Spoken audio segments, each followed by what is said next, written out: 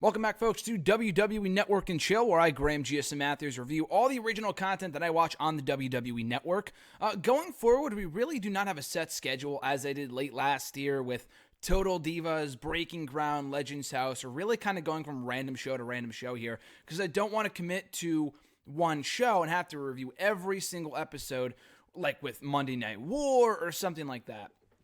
So I might just review miscellaneous content. Like last week we talked about an episode of Table for Three, and those really aren't any chronological order, so I could review the first ever episode, the latest episode, it really doesn't matter.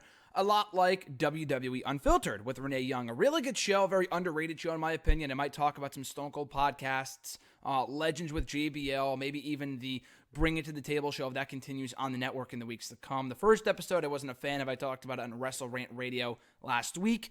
But for right now, we'll talk about Unfiltered with Renee Young, the first ever episode from April 28th, 2015, with Renee Young sitting down with Seth Rollins, the then WWE World Heavyweight Champion.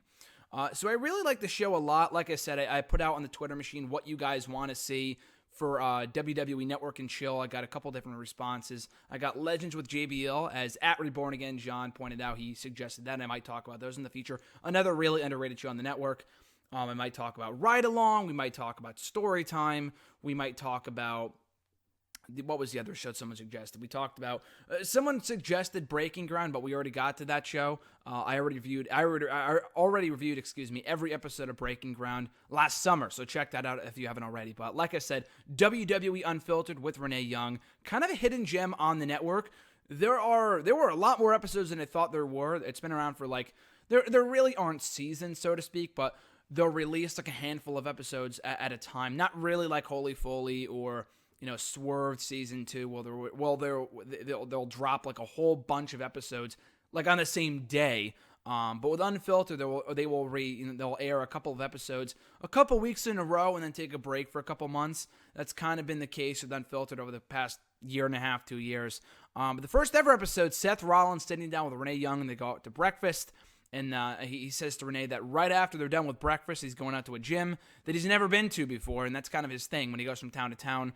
And I think at this point he did have that girlfriend. I don't want to say the Nazi girlfriend, but the girlfriend that got in trouble for some like Nazi logo on her Instagram or something like that. If you remember that in like late 2015, like on her Instagram, and then she got canned like right afterwards.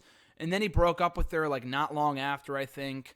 Maybe right after he got hurt. I don't really remember, but I know that she was, at this point, he does not mention her in this episode. He does now have a girlfriend, I believe, from what I heard. I know the Seth Rollins fans, like the female fans were going crazy a couple months ago, which was a whole other issue. But he does not mention her in this episode. So if you're watching this show for like an inside scoop on Seth's dating life, you're not really going to get it. He's kind of a very personable person. Not really, well, personable, but he's a very private person, I guess is the right word to use, and it is not really go into great detail in terms of what his romantic love life is like. But he does say after they're done with breakfast, which looks great, by the way. Watching this episode specifically got me hungry. A lot of these episodes with Renee Young sitting down with talent, they're not eating. Sometimes they are. At Table for Three, they almost always are. But between Table for Three and this episode, it got me really hungry while watching WWE Network and Chill. But anyway, and it's only like 6 minutes long too, but I'll get to that at the end. So anyway, so they also talk about how Seth Rollins is, of course, huge into CrossFitting. Anyone who has followed him for any stretch of time knows that. He says that's all he does. He doesn't like bodybuilding, and he even encourages Renee Young to go outside and run because she's not the most athletic person, but she could get a head start in just running outside, which I guess is pretty much general advice for the rest of us that aren't a god athletically like Seth Rollins.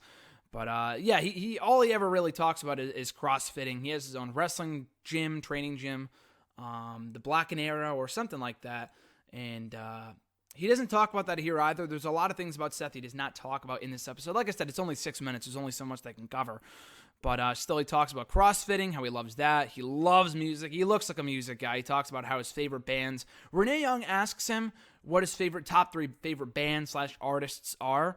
And he only says one, Hit the Lights. I've never heard of them, but apparently they're huge. And they also gave Seth Rollins their new record like 3 months before it came out, which is pretty damn cool. They must have known that he was a big fan, so that was pretty cool.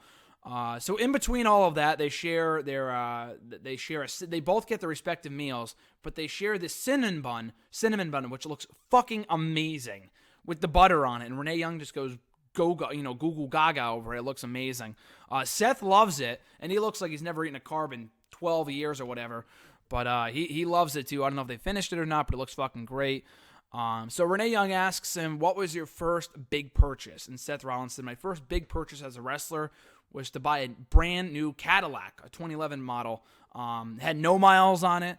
So I don't know too much about cars, but it seems like a pretty... He seems like, I'm not going to go out and buy a fucking house or something. You know, Seth Rollins does not seem like the type of person like John Cena, where he spends all of his money in one place at one time. But maybe I'm wrong. Maybe I'm wrong about John Cena. There actually is an episode of Unfiltered with John Cena. I definitely have to talk about it at some point because it came out a couple months ago, and it was really, really good and very entertaining, so I might talk about that at some point. But anyway, Seth says that he doesn't drink too often. Not that he's straight edge like CM Punk or myself, but he just does not drink too often. And when he does, he goes to wineries, he goes to breweries. Fuck, my phone just dropped. Oops. I think it's okay. I think it's in one piece. That's all that matters.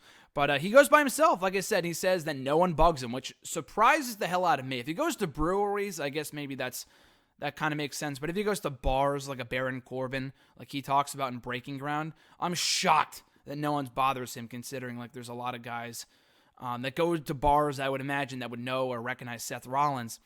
But yeah, no, he just says he goes by himself. Maybe he's the only one on the road, and his girlfriend at this point was down in NXT. I don't think she was, but that surprised me a lot too. But anyway, he goes from there to talking about his dog. It seems like a regular thing on the show for people to talk about their dogs because Renee Young loves animals.